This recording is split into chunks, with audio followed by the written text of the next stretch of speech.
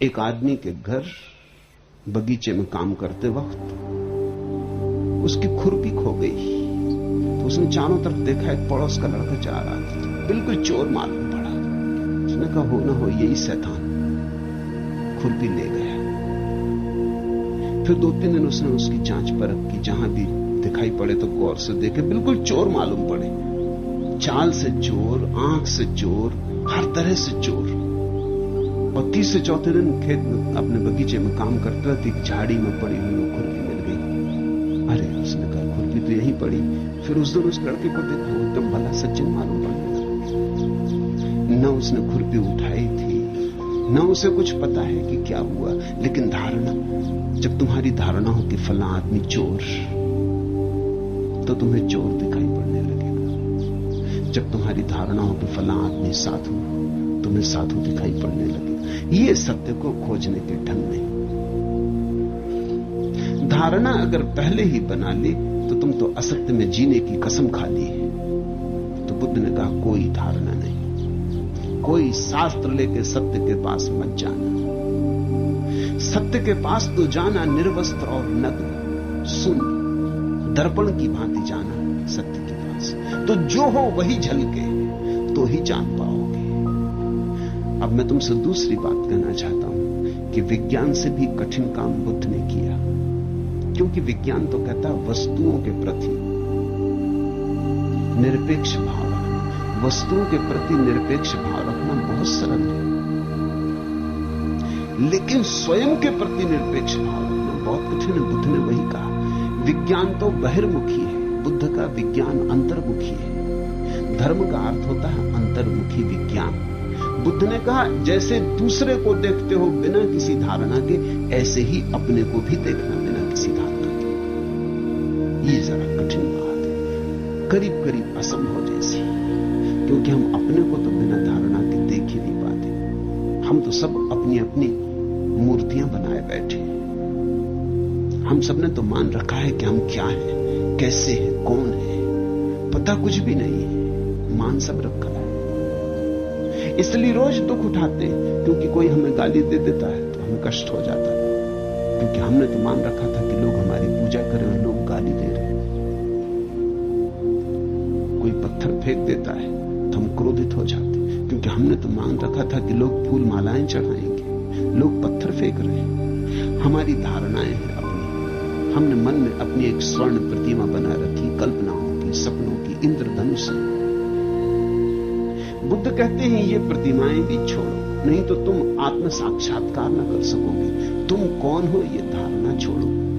हिंदू कि मुसलमान कि ईसाई कि जैन, तुम कौन हो, ब्राह्मण कि शूद्र कि क्षत्रिय, तुम कौन हो, साधु कि असाधु, ये सब धारणाएं छोड़ो। तुम निर्धारणा होकर भीतर उतरो। अभी तुम्हें कुछ भी पता नहीं कि तुम कौन। और ये सब धारणाएं बहुत छोटी। असाधु की धारणा तो व्यर्थ है ही, साधु की धारणा भी व्यर्थ है, क्योंकि जिसे तुम भीतर विराजमान पाओगे वो स्वयं परमात्मा है। कि तुम कहां की छोटी छोटी धारणाएं लेके चले। इन छोटी छोटी धारणाओं के कारण वो विराट नहीं दिख पाता। आंखें इतनी छोटी, विराट समाये कहां। तुमने सीमाएं इतनी छोटी बना ली है, बड़ा उतरे कैसे। तो तुम अपने भीतर भी टटोलते हो तो बस धारणाओं में ही उलझे रहते हो। बुद्ध ने कहा भीतर भी ऐसे जाओ जैसे तुम्हें कुछ भी पता नहीं। शांत मौन, अपने अज्ञान को धारण किए भीतर जाओ, तब वही दिखाई पड़ेगा जो है, और जो दिखाई पड़ेगा वही आंखें खोल देगा।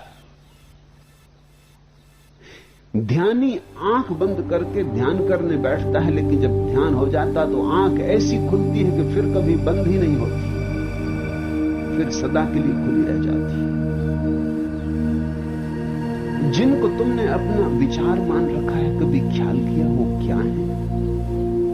मैं हिंदू, मुसलमान कि ब्राह्मण कि शूद्र कि अच्छा कि बुरा कि ऐसा कि वैसा, ये तुमने जो मान रखे हैं विचार, ये तुम्हारे हैं, ये सब उधार। मन तो एक चौराहा है जिस पे विचार के यात्री गुजरते रहते। तुम्हारा इसमें कुछ भी नहीं। मैं एक घर में मेहमान था, 2 बच्चे सीढ़ियों पर बैठ के बड़ा झगड़ा कर रहे थे। तो मैंने पूछा मामला क्या है। जब मारा पीट पर नौबत आ गई तो मैं उठा और बाहर गया। मैंने कहा रुको, बात क्या है। अभी तो भले चंगे बैठे खेल रहे थे। उन्होंने कहा कि इसने मेरी कार ले ली। मैंने कहा कहां की कार। तो उन्होंने कहा आप समझे नहीं, आपको खेल का पता ही नहीं। तो उनका खेल मुझे समझाओ। तो उन्होंने कहा बात यह है कि रास्ते से जो कारें गुजरती हैं, जो पहले देख ले वो उसकी। अभी एक काली कार गुजरी, वो मैंने पहले देखी और ये कहता है इससे झगड़ा हो गया। अब सड़क से कारें गुजर रही हैं और 2 बच्चे लड़ रहे हैं कि किसकी, और बंटवारा कर रहे हैं। कारों वालों को पता ही नहीं कि यहां मुकदमे की नौबत आ गई, मारपीट की हालत हो जा रही। विचार भी ऐसे ही है, तुम्हारे मन के रास्ते से गुजरते हैं, इसलिए तुम्हारे हैं, ऐसा मत मान लेना। तुम्हारा कौन सा विचार है। जैन घर में पैदा हो गए, मां बाप ने कहा तुम जैन हो, एक कार गुजरी, तुमने पकड़ी कि मेरी। मुसलमान घर में रख दिए गए होते तो मुसलमान हो जाते, हिंदू घर में रख दिए गए होते तो हिंदू हो जाते। संयोग की बात थी कि तुम रास्ते के किनारे खड़े थे और कार गुजरी। ये संयोग था कि तुम जैन घर में पैदा हुए कि हिंदू घर में पैदा हुए। ये संयोग मात्र है। इससे तुम न हिंदू होते हो न जैन होते हो, मगर हो गए, तुमने पकड़ ली बात। किसी ने समझा दिया ब्राह्मण हो, तिलक टीका लगा दिया, जनेऊ पहना दिया, कैसे कैसे बुद्धू बनाने के रास्ते, और सरलता से तुम बुद्धू बन गए। और तुमने मान लिया कि बस मैं ब्राह्मण हूं, और तुम शूद्र को हिकारत की नजर से देखने लगे और अपने पीछे तुमने अकड़ पाल ली। और फिर ऐसा ही तुमने गीता पढ़ी और कुरान पढ़ा और बाइबल पढ़ी, और विचारों की श्रृंखला तुम्हारे भीतर चलने लगी, तैरने लगी। रास्ते पर ट्रैफिक बढ़ता चला गया और तुम सारे ट्रैफिक के मालिक हो गए। तुम्हारा इसमें क्या है। तुम्हारा इसमें कोई भी विचार नहीं। और फिर तुमने ये भी देखा विचार कितने जल्दी बदल जाते हैं। विचार बड़े अवसरवादी हैं, विचार बड़े राजनीतिक हैं। पार्टी बदलने में देर नहीं लगती। जब जैसा मौका हो। मुल्ला नसरुद्दीन अपने घोड़े को बांधकर एक दुकान पर सामान खरीदने गया। जब वो लौट के आया तो किसी ने घोड़े पर लाल पेंट कर दिया, घोड़े पर। तो बड़ा नाराज हुआ कि ये कौन आदमी है, इसने किसने शरारत की। तो किसी ने कहा सामने जो शराब कर रहे हैं, इसमें से एक आदमी आया और उसने इसको पोत दिया, कोई पिए होगा। तो मुल्ला बड़े क्रोध में भीतर गया। उसने कहा कि किस नालायक ने मेरे घोड़े पर लाल रंग पोता है, हड्डी हड्डी निकाल के रख दूंगा। कौन है, खड़ा हो जाए। जब आदमी खड़ा हुआ तो बड़ा घबराया, कोई 6.5 फीट लंबा है। एक सरदार जी खड़े हो गए। मुल्ला थोड़ा सहमा। उसने कहा ये हड्डी वगैरह तो निकालना दूर है, अपनी हड्डियां बच जाएं तो बहुत। उसने सरदार ने कहा बोलो क्या विचार, क्या कह रहे थे, किस लिए आए हो। मुल्ला ने कहा सरदार जी मैं ये कहने आया हूं कि घोड़े पर पहली कोट तो सूख गई, दूसरी कोट कब करोगे। बड़ी कृपा की घोड़ा रंग दिया, मगर पहली कोट बिल्कुल सूख गई। ऐसे बदल जाते विचार। विचार बड़े अवसरवादी हैं। विचारों का बहुत भरोसा मत करना। मन राजनीतिक है और जो मन में पड़ा रहा वो राजनीति में पड़ा रहता है। इसलिए मैं कहता हूं धार्मिक आदमी राजनीतिक नहीं हो सकता, क्योंकि धार्मिक होने का अर्थ है मन के पार गया, मन के पीछे जो चैतन्य है उसमें विराजमान हुआ। विचारों की इस भीड़ से हटो, लेकिन जब तक तुम पकड़े रहोगे कैसे हटोगे। विचारों की भीड़ ने ही तुम्हें बेईमान बनाया, पाखंडी बनाया, अवसरवादी बनाया है। मन रोग है, इससे अपने हाथ धो लो, बेमन हो जाओ। समाधि का इतना ही अर्थ है, ध्यान का इतना ही अर्थ है कि किसी तरह मन से तुम्हारा तादात्म्य छूट जाए। और तुम रोज देखते हो कि ये मन तुम्हें कैसे कैसे धोखे दिए जाता है, और इस मन के द्वारा तुम दूसरों को धोखे दे रहे हो, और ये मन तुमको धोखा दे रहा है। मैंने सुना है कि जंगल के जानवरों को आदमियों का एक दफे रोग लग गया। जंगल से दौड़ती जीपें और झंडे और चुनाव। जानवरों ने कहा हमको भी चुनाव करना चाहिए, लोकतंत्र हमें भी चाहिए। बड़ी अशांति फैल गई जंगल में। सिंह ने भी देखा कि अगर लोकतंत्र का साथ न दे तो उसका सिंहासन डमाडोल हो जाए। तो उसने कहा कि भाई हम तो पहले से लोकतंत्री, खत्म करो इमरजेंसी, चुनाव होगा। चुनाव होने लगा। अब बेचारे सिंह को घर घर द्वार द्वार हाथ जोड़ के खड़ा होना पड़े, गधों से बाप कहना पड़े। एक लोमड़ी उसके साथ चलती थी, सलाहकार जैसे दिल्ली में होते। उस लोमड़ी ने कहा एक बात बड़ी कठिन है, आप अभी अभी भेड़ों से मिलके आए और आपने भेड़ों से कहा कि तुम्हारे हित के लिए ही खड़ा हुआ, तुम्हारा विकास हो, सदा से तुम्हारा शोषण किया गया है। प्यारी भेड़ों, तुम्हारे लिए मैं खड़ा हुआ। आपने भेड़ों से कह दिया, और आप भेड़ों के दुश्मन भेड़ियों के पास भी कल गए थे और उनसे भी आप कह रहे थे कि प्यारे भेड़ियों, तुम्हारे हित के लिए मैं खड़ा हूं। तुम्हारा हित हो, तुम्हें रोज रोज नई नई जवान जवान भेड़ें खाने को मिले, यही तो हमारा लक्ष्य। तो लोमड़ी ने कहा ये तो ठीक है कि इधर भेड़ों को भी समझा दिया, भेड़ियों को भी समझा दिया, और अगर दोनों को भी साथ साथ मिल जाएं फिर क्या करोगे? उसने कहा तुम गांधी बाबा का नाम सुने कि नहीं? सुने। उस लोमड़ी ने कहा गांधी बाबा का नाम सुने। तो उन्होंने कहा गांधी बाबा हर तरकीब छोड़ गए। जब दोनों साथ मिल जाते तो मैं कहता हूं मैं सर्वोदयी हूं, सबका उदय चाहता हूं।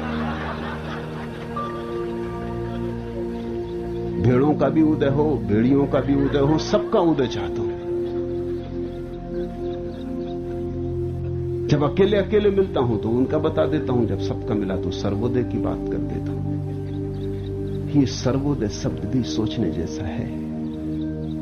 पश्चिम में एक बहुत बड़ा विचारक हुआ जॉन रस्किन, उसने एक किताब लिखी है अनटू दिस लास्ट। अफ्रीका में महात्मा गांधी को किसी ने वो किताब भेंट की। उस किताब से वो बहुत प्रभावित हुए। उसको उन्होंने गुजराती में अनुवाद किया। तो किताब को क्या नाम दे? किताब का ठीक ठीक नाम अगर अनुवाद करना हो तो होगा अंत्योदय। उन्होंने नाम दिया सर्वोदय। अनटू दिस लास्ट, ये जो आखिरी आदमी है इसका विकास हो। तो अंत्योदय अगर मैं अनुवाद करूं तो अंत्योदय करूंगा, सर्वोदय तो नहीं कर सकता, ये तो बेईमानी कर सकता। और अनटू दिस लास्ट का मतलब होता भी नहीं सर्वोदय, क्योंकि जो आगे खड़े हैं और जो पीछे खड़े हैं, अगर सबका उदय होता रहे साथ साथ तो जो आगे हैं वो आगे रहेंगे, जो पीछे हैं वो पीछे रहेंगे। फासला बराबर उतना का उतना रहेगा। जो आगे खड़ा है उसे थोड़ा रोकना पड़ेगा ताकि पीछे वाला आगे बढ़े और साथ हो जाए। अंत्योदय ठीक अनुवाद होगा, लेकिन गांधी जी ने सर्वोदय शब्द चुना उसके लिए, क्योंकि गांधी जी को लगा होगा कि अगर अंत्योदय की बात करूं, भेड़ों की तो बात होगी लेकिन भेड़ियों का क्या? फिर बिरला और जमनालाल बजाज और इनका क्या? सर्वोदय बात ज्यादा राजनीतिक लगती है। ये शब्द कुछ नया नहीं है। एक जैन दार्शनिक समंत भद्राचार्य ने हजारों साल इस पहले इस शब्द का प्रयोग किया सर्वोदय, लेकिन बड़े दूसरे अर्थ में। तब तो अर्थ ठीक था। समंत भद्राचार्य ने सर्वोदय शब्द का प्रयोग किया है महावीर के लिए कि तुम सर्वोदय तीर्थ हो। क्योंकि तुम्हारे घाट से ब्राह्मण भी उतर जाता, शूद्र भी उतर जाता, क्षत्रिय भी उतर जाता, वैश्य भी उतर जाता। तुम्हारा तीर्थ सबके लिए है। ये तो ठीक था, ये धार्मिक अर्थ था सर्वोदय का, लेकिन गांधी ने उसे राजनीतिक अर्थ दिया और अंत्योदय को सर्वोदय में बदल दिया। इसलिए तुम एक मजे की बात देखोगे, पार्टी कोई भी हो, कांग्रेस हो पुरानी कि नई, कि जनता पार्टी हो, यहां तक कि समाजवादी भी, पार्टी कोई भी हो, लेकिन सब कहेंगे कि महात्मा गांधी के अनुयायी है। कुछ बात है गांधी बाबा में, समय पे काम पड़ते हैं, कुछ तरकीब है, अवसरवादिता के लिए सुविधा है। तो सिंह भी कहता है कि मैं जब दोनों को साथ साथ मिल जाता हूं तो सर्वोदय की बात करता हूं। तुम अपने मन को जांचो, तुम बड़ी राजनीति मन में पाओगे। तुम चकित होगे देखकर कि तुम्हारा मन कितना अवसरवादी है। जब जो तुम्हारे अनुकूल पड़ जाता है उसी को तुम स्वीकार कर लेते। जब जिस चीज से जिस तरह शोषण हो सके तुम वैसा ही शोषण कर लेते। जब जैसा स्वांग रचना पड़े वैसा ही स्वांग रच लेते। अगर ऐसा ही चलता रहा ये स्वांग रचने का खेल तो आत्मबोध कभी भी ना हो सकेगा। कितने तो स्वांग तुम रच चुके। कभी जंगली जानवर थे, कभी वृक्ष थे, कभी पशु पक्षी थे, कभी कुछ, कभी स्त्री, कभी पुरुष। कितने स्वांग तुम रच चुके अनंत अनंत यात्रा पथ पर। कितने विचारों के चक्कर में तुमने कितने स्वांग रचे, कितनी योनियों में तुम उतरे और अभी भी चक्कर जारी। बुद्ध कहते हैं जो मन से मुक्त हो गया वो आवागमन से मुक्त हो गया, क्योंकि मन ही तुम्हारे आवागमन को चलाता है। मन चलता है और तुम्हें चलाता है। मन का चलना रुक जाए तो तुम्हारा चलना भी रुक जाए। इस यात्रा का जो पहला कदम है वो है मन के साथ तादात्म्य तोड़ लेना। मैं मन नहीं हूं तो फिर मन के विचारों से क्या संबंध। तो न तो ईश्वर के संबंध में कोई विचार लेके चलना, ना आत्मा के संबंध में कोई विचार लेके चलना, ना शुभ अशुभ के संबंध में कोई विचार लेके चलना। विचार को पकड़ के चलने वाला निर्विचार तक कभी नहीं पहुंच सकेगा। विचार को छोड़ना है और निर्विचार में स्थिर होना है। ये महाक्रांति बुद्ध संसार में लाए। एक बात और फिर हम सूत्रों में उतरे। पश्चिम का एक बड़ा विचारक है कार्ल गुस्ताव जुंग। उसने एक महत्वपूर्ण बात खोजी, नई नहीं है, कहना चाहिए पुनः खोजी, क्योंकि इस देश को, पूर्वी मनीषा को ये तथ्य हजारों साल से ज्ञात है। कार्ल गुस्ताव जुंग ने यह खोजा कि कोई पुरुष सिर्फ पुरुष ही नहीं है, उसके भीतर स्त्री भी छिपी है, और कोई स्त्री सिर्फ स्त्री नहीं है, उसके भीतर पुरुष भी छिपा है। ये स्वाभाविक भी है, वैज्ञानिक भी है, क्योंकि प्रत्येक का जन्म दो के मिलने से हुआ है, पुरुष और स्त्री के मिलने से। तुम्हारी मां और तुम्हारे पिता के मिलन से तुम पैदा हुए हो, तो कुछ तुम्हारे पिता का तुम में आया है, कुछ तुम्हारी मां का तुम में आया है। तो तुम ना तो एकदम पुरुष हो सकते हो, ना एकदम स्त्री हो सकते हो। 100% पुरुष होता ही नहीं और ना 100% कोई स्त्री होती। भेद ऐसा होता है कि 60% पुरुष 40% स्त्री, तो तुम पुरुष, या तुम स्त्री 60% स्त्री और 40% पुरुष, तो तुम स्त्री। लेकिन भेद ऐसे ही होता है थोड़ा सा। प्रत्येक व्यक्ति के भीतर स्त्री छुपी है और प्रत्येक व्यक्ति के भीतर पुरुष छिपा है। मनुष्य द्विलिंगी है, बायसेक्सुअल है। इस तथ्य को मैं क्यों तुमसे कहना चाहता हूं, क्योंकि इस तथ्य के सारे कुछ बातें समझ में आ जाएंगी। पहली बात, तुम्हारे भीतर जो पुरुष छिपा है उस पुरुष के कुछ लक्षण हैं। तर्क, सक्रियता, आक्रमण, हमला पुरुष के लक्षण हैं। और तुम्हारे भीतर जो स्त्री छिपी है उसके कुछ लक्षण हैं। प्रेम, स्वीकार, भावना, कल्पना, समर्पण। पुरुष का लक्षण है संकल्प, स्त्री का लक्षण है समर्पण। पुरुष का लक्षण है ज्ञान, स्त्री का लक्षण है भक्ति। पुरुष का लक्षण है सत्य की खोज पर जाना, स्त्री का लक्षण है सत्य के आने की प्रतीक्षा करना। ये दोनों तुम्हारे भीतर छुपे हैं।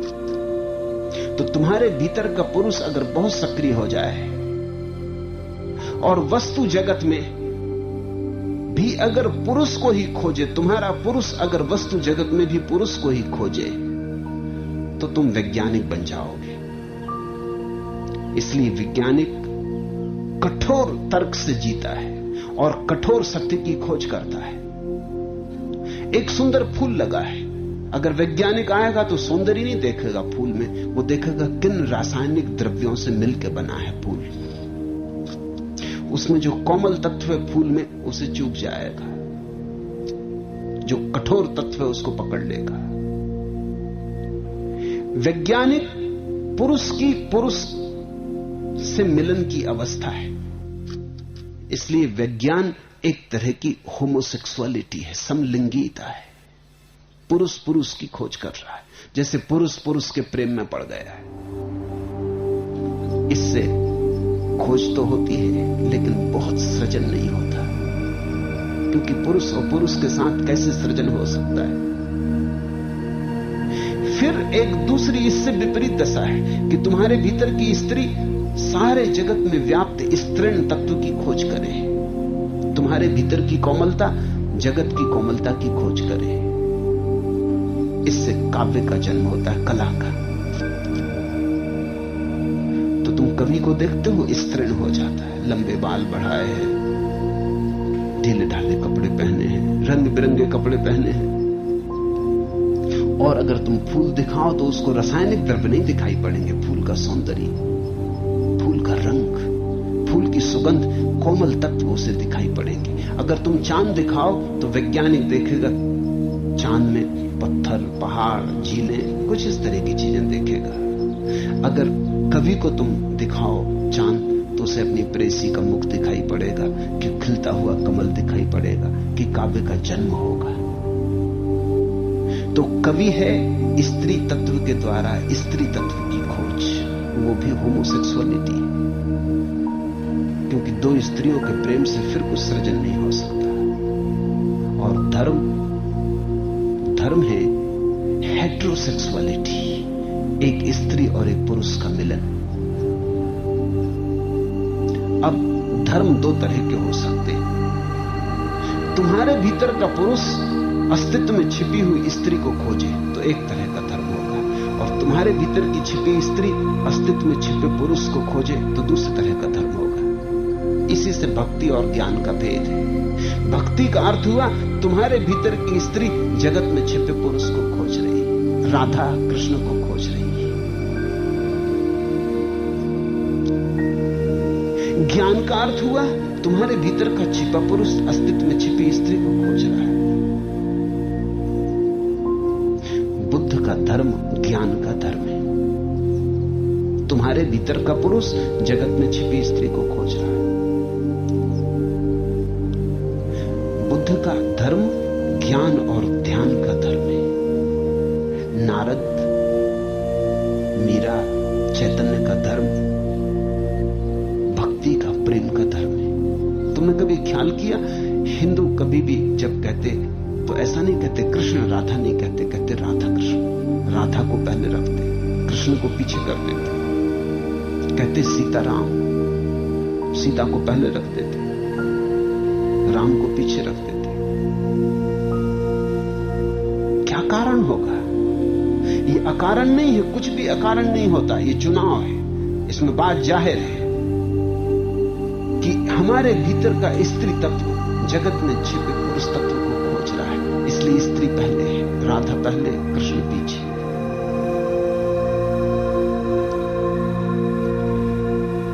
ज्ञानी कुछ और ढंग से खोजता है। अगर सूफियों से पूछो कि परमात्मा का क्या रूप है, तो वो कहते हैं प्रेसी, परमात्मा प्रेसी। हिंदू भक्तों से पूछो तो वो कहते हैं परमात्मा पुरुष है, प्रेसी हम हैं, हम उसकी सखियां, वो पुरुष। और सूफी कहते हैं कि हम पुरुष, वो हमारी प्रेसी, प्रीतमा। इसलिए सूफियों की जो कविता है उसमें पुरुष की तरह परमात्मा का वर्णन नहीं है, स्त्री की तरह वर्णन है, प्यारी प्रीतमा की तरह। फर्क ख्याल में लेना, ये दो संभावनाएं हैं धर्म की। तुम्हारा पुरुष खोजे स्त्री को या तुम्हारी स्त्री खोजे पुरुष को।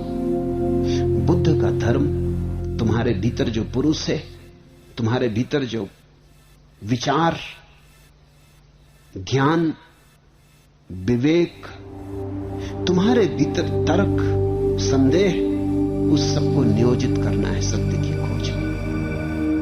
अभी कल तक मैं दया की बात कर रहा था, वो ठीक इससे उल्टी बात थी। वहां स्त्री खोज रही थी पुरुष को। तो तुम्हारा प्रेम, तुम्हारी कल्पना, तुम्हारी भावना, तुम्हारी अनुभूति, तुम्हारा हृदय लगेगा काम में। बुद्ध के साथ तुम्हारी बुद्धि लगेगी काम में। तुम्हारे हृदय की कोई जरूरत नहीं, हृदय को बात दी जा सकती है। भावना, समर्पण इत्यादि की कोई जरूरत नहीं। भावना और समर्पण वाला धर्म सुगम है, बहु प्रचारित है। बुद्ध ने धर्म को एक नया आयाम दिया ताकि तुम्हारे भीतर जो पुरुष छिपा है वो कहीं वंचित न रह जाए। तो तुम सोच लेना, अगर तुम्हारे भीतर संदेह की क्षमता है तो तुम श्रद्धा की झंझट में मत पड़ो। अगर तुम पाते हो संदेह में कुशल हो तो श्रद्धा की बात भूलो। अगर तुम पाते हो कि तुम्हारे भीतर संकल्प का बल है तो तुम समर्पण को छोड़ो। अगर तुम्हें लगता है कि तुम्हारे पास तलवार की धार की तरह बुद्धि है तो तुम उसका उपयोग कर लो, उसी से पहुंच जाओगे। जो तुम्हारे पास हो उसे ठीक से पहचान लो और उसका उपयोग करो।